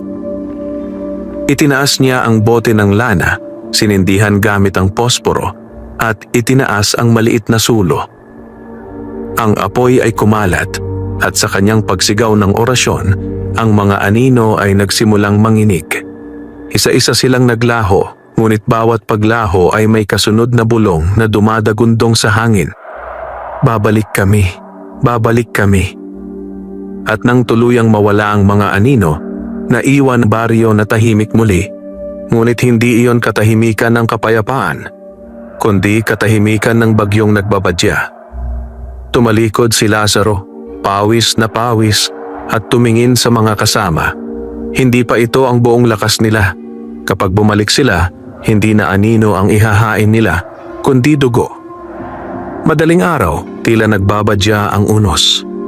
Ang mga ulap ay makapal, at ang hangin ay parang may kasamang halakhak ng di nakikitang mga nilalang.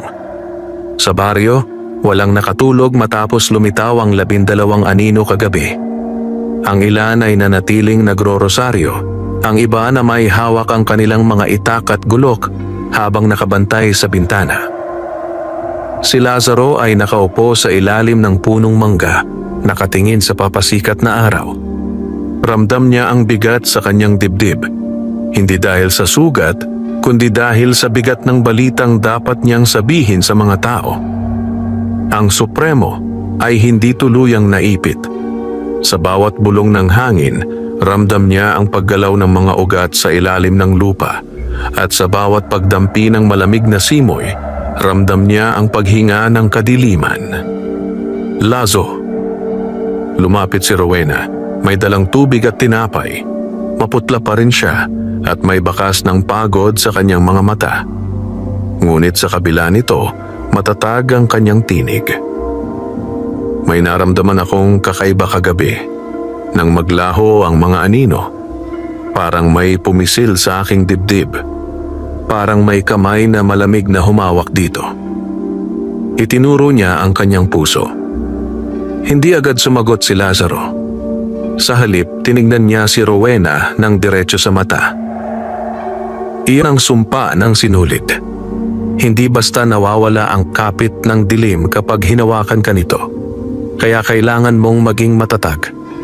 Huwag mong hayaang magugat sa iyong loob ang kanilang bulong. Napayuko si Rowena. Kung sakaling hindi ko kayanin, Lazo, mangako ka. Huwag mong hayaang gamitin nila ako laban sa atin.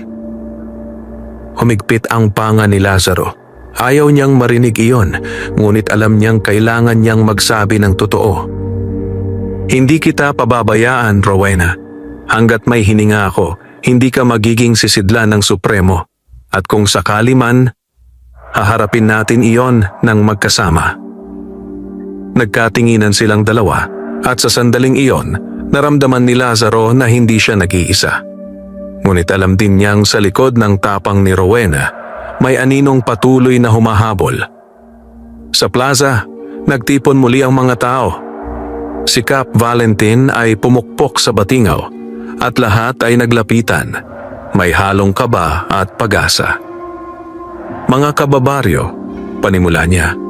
Alam niyo na ang nangyari kagabi. Hindi na natin kayang itanggi. Ang ating baryo ay hindi na karaniwang baryo. Isa na itong pugad ng digmaan ng liwanag at dilim.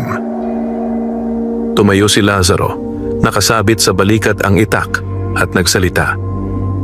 Hindi ako magpapaligoy. Ang supremo ng balete ay hindi pa tapos.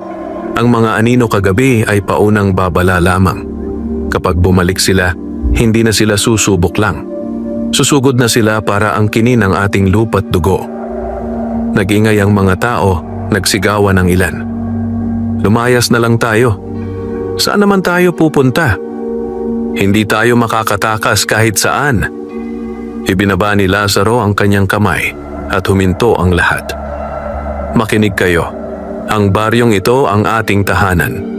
Dito nakatanim ang ating mga palay. Dito nakalibing ang ating mga ninuno at dito rin ipinanganak ang ating mga anak. Kung iiwan natin ito, saan tayo pupunta? Saang lugar tayo tatanggapin kung dala natin ang sumpa ng dilim? Tahimik ang lahat. Kung ganoon, dagdag niya, dito tayo tatayo. Dito tayo lalaban. At kung sakali man na bumagsak tayo, babagsak tayo na may dangal, hindi na parang mga hayop na pinanlalabuan. Ngunit bago pa man matapos ang pagpupulong, biglang may sumigaw mula sa dulo ng plaza. Isang batang lalaki ang tumatakbo, pawis na pawis at nanginginig. Si Mang Pedring! Si Mang Pedring! Agad silang nagtakbuhan papunta sa bahay ni Mang Pedring. Sa loob, nadatnan nila ang matandang magsasaka na nakahandusay sa sahig, maputla at halos wala ng hininga. Sa kanyang tabi, umiiyak ang asawa niyang si Aling Marta. Lazaro! Sigaw ng matanda, hinahabol ang hininga. Dumating sila kagabi. Hindi ako lumabas, pero may humawak sa akin, malamig, at umubo siya ng dugo. Kinagat ako. Hinawi ni Lazaro ang damit ni Mang Pedring at nakita niya ang malalim na sugat sa kanyang tagiliran. Hindi ito ordinaryong kagat, parang may sumipsip ng dugo at nag-iwan ng marka ng 3 daliri. Supremo, bulong ni Lazaro. Nagsisimula na siyang maglagay ng tatak. Nailigtas namin ang sanggol. Umiiyak na, sabi ni Aling Marta, hawak ang bata. Pero siya ang kinuha. Kumapit si Mang Pedring sa kamay ni Lazaro. Huwag mong hayaang maging pugad ang baryo. At sa huling hininga, pumikit siya at tuluyang nawalan ng buhay. Umiyak si Aling Marta at ang lahat ng tao ay nanahimik. Tumingin si Lazaro sa kanila. Ito na ang hudyat, hindi na anino ang dala nila. Dugo na ang hinihingi nila. Kinagabihan, muling nagtipon ng mga bantay. Sa harap ng kapilya, naglatag si Lazaro ng bilog na asin at sa gitna nito'y inilagay ang bangkay ni Mang Pedring. Hindi upang lapastanganin, kundi upang gamitin bilang hudyat sa mga nilalang na hindi sila natatakot. Kung babalik sila para angkinin ang kanyang katawan, wika ni Lazaro, dito natin sila sasalubungin. At sa gabing ito, wala nang urong sulong. Ang baryo ay magiging apoy. At habang sumisibol ang buwan sa langit, isa-isa nang sumulpot ang mga anino sa gilid ng kagubatan. Hindi na sila 12, kundi 12 ng mga mata at katawan, lahat nakatingin sa baryo lahat gutom. At mula sa gitna ng dilim, dumagundong ang tinig ng Supremo. Ngayon, ang anihan ay magsisimula. Mabigat ang hating gabi. Ang buwan ay bilog na parang mata ng nilalang na nakamasid mula sa itaas. Sa gilid ng kagubatan, 12 ng mga nilalang ang nakatayo. Mga aswang, manananggal, tiktik, mga asong itim at mga aninong walang muka. Sa kanilang gitna, nakataas ang aninong kasing laki ng punong balete, ang Supremo, nakabalot sa kapangyarihan ng dilim. Sa plaza, ang buong baryo ay nakapaligid sa kapilya. Ang bangkay ni Mang Pedring ay nasa gitna ng bilog na asin, nakabalot ng puting tela, at ang batingaw ni Cap Valentin ay handang tumunog sa anumang oras. Lahat ng tao'y may hawak. Sibat, walis, palaspas, asin o kahit kahoy na sinunog sa apoy. Wala nang iisang bantay lamang, buong baryo na ang nagiging kuta. "Mga kababaryo!" sigaw ni Lazaro, hawak ang kumikislap na itak. "Huwag kayong matakot. Tandaan ninyo, ang dilim ay nabubuhay lamang kung wala tayong ilaw. At tayong lahat ang ilaw na iyon." Tumugon ang mga tao ng sigawan. Ang mga babae nagtasal ng Ama Namin.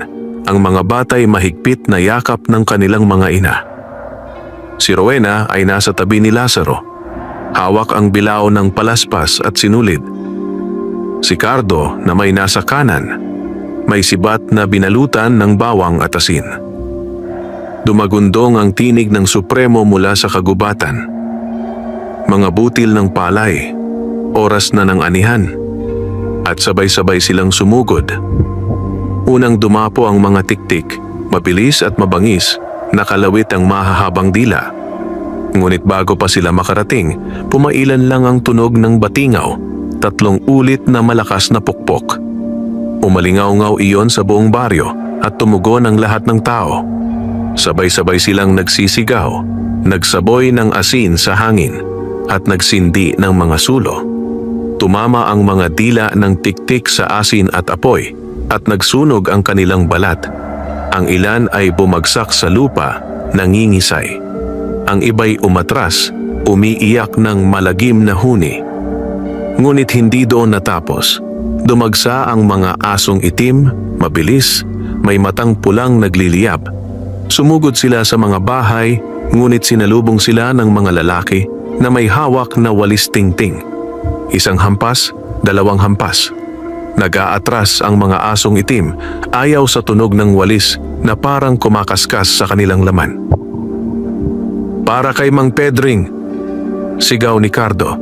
Itinarak ang sibat sa isang asong itim. Pumutok ang katawan nito sa alikabok at usok. Habang abala ang lahat sa labanan, lumapit ang Supremo, ang mga matay nakatutok kay Lazaro. "Ikaw ang tagapagmana ng iyong lolo. Ngunit hanggang dito na lang ang lahi ninyo." Humugot ng lakas si Lazaro mula sa medalyon ni Lolo Simeon. "Hanggat may baryo akong babantayan, hindi ako titigil." Sumugod ang Supremo, ang mga ugat nito'y lumabas mula sa lupa, parang mga ahas na handang sumakal. Tumalon si Lazaro, iniwasan ang mga ugat at ibinagsak ang itak sa isa. Tumalsik ang itim na dugo at nagliyab ang ugat sa asin na nakapahid sa talim. "Rowena!" sigaw ni Lazaro. "Itali mo na ang sinulid." Tumakbo si Rowena. Mabilis na inikot ang pulang sinulid sa mga ugat na bumangon. Habang umiikot siya, umaawit siya ng awit baryo, payak, ngunit malakas.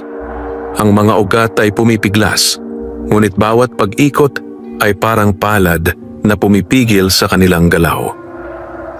Ngunit hindi nagpaawat ang Supremo.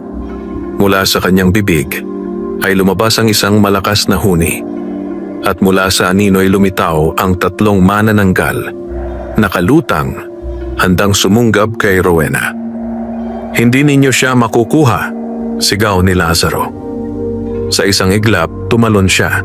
Isinugba ang buntot pagi sa unang manananggal, habang ang itak ay tumama sa pangalawa. Ang pangatlo ay sumugod, ngunit sinalubong ni Cap Valentin na may hawak na sibat. at itinulak niya ito pabalik sa apoy ng baryo. "Magaling!" sigaw ng kapitan. "Hindi lang ikaw ang bantay, Lazaro." Ngunit habang nagpapatuloy ang labanan, biglang nagiba ang lahat. Ang bangkay ni Mang Pedring na nasa gitna ng bilog ng asin ay gumalaw. Dahan-dahan itong bumangon, ang mga matay puti at ang bibig ay nagngangalit. "Diyos ko!" sigaw ni Aling Marta. "Ang asawa ko." "Hindi na siya si Mang Pedring," sigaw ni Lazaro. "Ginamit na siya ng Supremo." Sumugod ang bangkay palabas ng bilog, pilit tumatakas. Ngunit bago ito makalabas, mabilis na tinaga ni Lazaro ang harang ng asin at itinapat ang itak. "Patawarin mo ako, Mang Pedring," bulong niya. At sa isang iglap, ibinagsak niya ang talim. Bumagsak ang bangkay at mula sa katawan nito ay lumabas ang maitim na usok na lumipad papunta sa Supremo. Umalingaw-ngaw ang halakhak ng halimaw. "Ang dugoy sa amin, kahit sa patay kami buhay." Nagpatuloy ang laban, ngunit unti-unting nagsimula ang araw. Ang unang sinag ng liwanag ay sumilip sa gilid ng bundok at ang mga nilalang ay nagsimulang manghina. Ang mga asong itim ay naglaho, ang mga tiktik ay bumagsak at ang mga manananggal ay umatras pabalik sa dilim. Ngunit ang Supremo, kahit nasusunog ng sikat ng araw, ay hindi tuluyang naglaho. Sa halip, nagpakawala ito ng isang huling bulong na dumagundong sa hangin. "Sa susunod na kabilugan ng buwan, babalik ako at hindi na ako mag-iisa." At sa huling iglap, lumusaw ito sa lupa. Iniwan ang baryo na sugatan at pagod, ngunit buhay. Sa plaza, nagsigawan ang mga tao, hindi sa takot, kundi sa tagumpay. Tumakbo ang mga bata sa kanilang mga magulang at ang mga lalaki nagyakapan. Ngunit sa gitna ng lahat ng iyon, si Lazaro ay tahimik lamang. Lumapit si Rowena, hawak pa rin ang sinulid. "Lazo, natapos ba talaga?" Tumingin siya sa silangan kung saan sumisikat ang araw. Natapos ang gabi, pero hindi ang dilim. Babalik sila, at kapag bumalik sila, mas matindi ang laban. Huminga siya ng malalim at itinindig ang itak. Hanggat may baryo, hanggat may liwanag, hanggat may hininga, manunugis ako. At sa pagsikat ng araw, ang baryo ay muling huminga. Ngunit sa bawat puso ng tao, alam nilang ang katahimikan ay hindi pang matagalan. Dahil ang anihan ng dilim ay muling darating. Wakas.